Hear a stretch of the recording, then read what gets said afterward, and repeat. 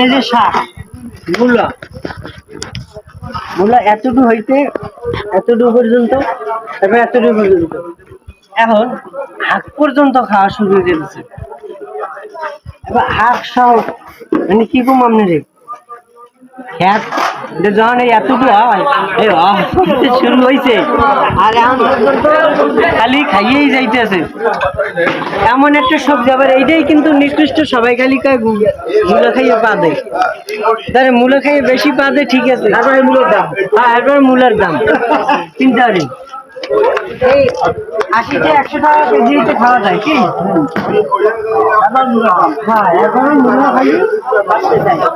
এমন একটা সবজি মানুষের যতটা জনপ্রিয়, আবার মানুষের কাছে অতটাই নিষ্ঠা। রাখলাম।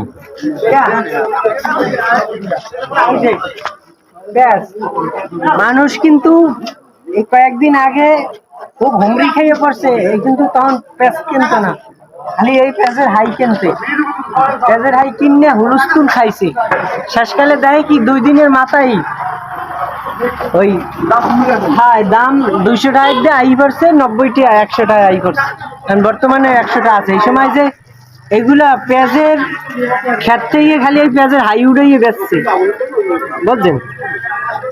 এখনো চাহিদা আছে, সবসময় ছিল এগুলা, এগুলাও কিন্তু এই সময় দাম বাড়িয়ে গেল। ধন্যবাদ।